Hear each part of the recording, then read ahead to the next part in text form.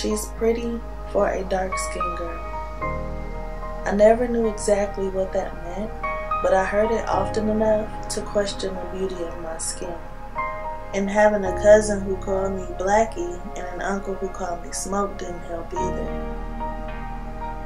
Growing up, I quickly realized that I got treated differently based on not only the color of my skin, but the social meanings attached to my skin color.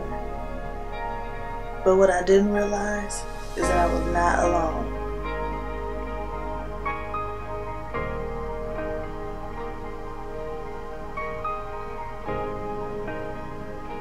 Masters preferred to have the lighter skinned people work in the house, which they were bad jobs, they were very difficult and very demeaning, but they weren't as rough as working in the fields.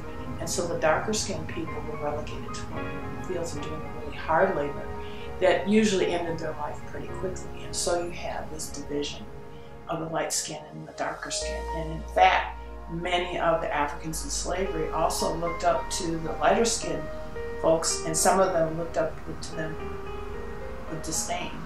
And this is what has caused a lot of problems, is people have not discussed how these different colors came about.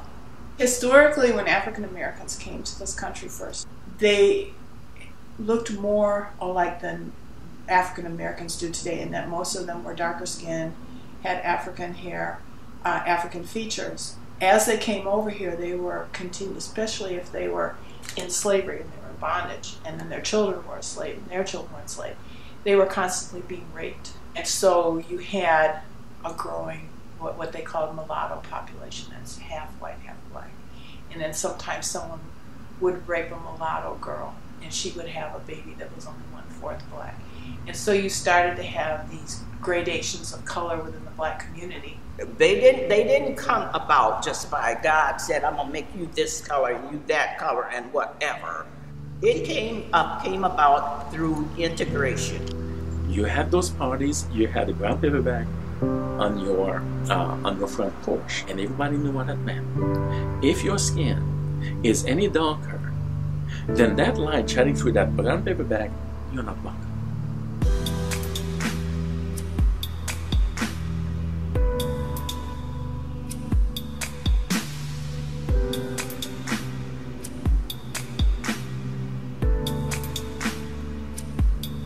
If you a light-skinned person, they're going to treat you better than a dark-skinned person. Do you believe that? You're talking about slavery. No, I ain't talking about slavery. I'm talking about right now. I'm talking about right now. Let me tell you something. Don't fool yourself, brother. No. When you go to... No.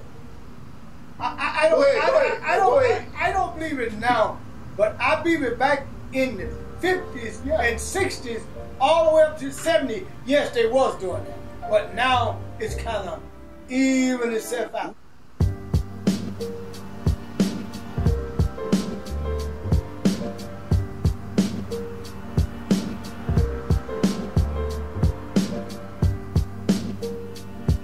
I see colorism clashing all the time. And it's not even like whites on blacks, it's mostly blacks on blacks. And it's over the dumbest thing, which was who's better, light skin or dark skin.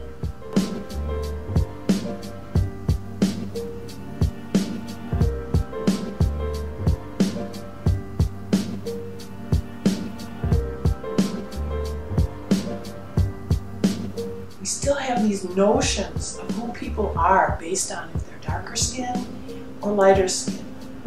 The light-skinned men were always on top. They were always the good-looking ones. They always had the good hair. And that's what a lot of women gravitated to. My father was a light-skinned man, and he always had a lot of women. Even when he was married, he was involved with a lot of different women. He had good hair. He had all the characteristics of a bad light-skinned man. I can remember when I was like a child, and I was probably like from first grade to about the fourth grade. We had a child there, his name was Frank. And he was a little light-skinned, fair-skinned boy, and had a head full of curls. all the girls loved him. And you'd say, who's your boyfriend? We'd say, Frank. We all wanted to be his girlfriend. So I suppose from that, now thinking about it, you know, I suppose all of us like good light-skinned boys. I suppose that's the way it went. We have internalized the racism that we suffer from white folks, and we have sort of brought it down to the black community wherever it exists. And it sort of explains a great deal in terms of who is marrying who. I had a cousin, our first cousin. She was what they call color struck. And if you were dark skinned, she said, they better marry somebody that look almost white so they have some pretty children. So people had a feeling like if your children were lighter, they were prettier children. Now I remember there was a very close friend of mine, and she was from Martinique in the Caribbean, and she was a coffee and milk, café au lait complexion.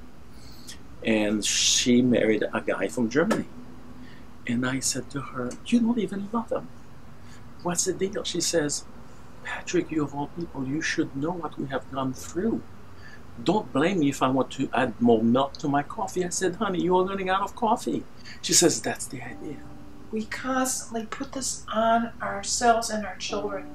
And the children have no context in which to accept it, except that there's something wrong with my color, there's something wrong with my hair, there's something wrong with the width of my nose, there's something wrong with my lips. There's wrong with me, wrong with me, wrong with me. And then you wonder why that child has problems. Well, my 6th grade year was terrible because people made fun of me. Because of how dark I was. They would call me names and make fun of me, and you know, they would just, it's just the even typical things white people would say, you know, like when you turn off the light and they go, Simone, smile, I can't see you. I have to admit that at times it does benefit to be lighter skinned, and it isn't that you ask for it, but it's just out there. When we were coming up as children, in my day, the light-skinned kids were treated better than the dark-skinned kids. And they were chosen for things that the darker-skinned kid wasn't chosen for. When I walk down the street and somebody says something about me based on my shading, they're bound to say something that's hurtful but positive.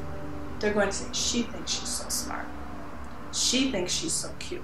We were on a train, and one of the ladies' mother came, and she was pretty, but she took care of herself in nice shape. And some of the other ladies in the group said, boy, she thinks she's something because she light-skinned. I understand when darker-skinned people do that to me, because they have been stereotyped down for so long, and they aren't really processing it. They're just reacting to me based on the way that they have been reacted to, and not realizing that while they are being stereotyped down, they are stereotyping me up. Yeah, slavery lasted a very long time, for hundreds of years. It lasted 100 years, but we still suffer from it. And people look at us saying, what was wrong with you? Your ancestors were enslaved. And so, yeah, we are physically a little better off because we are no longer in chains, but our minds oftentimes are still in chains.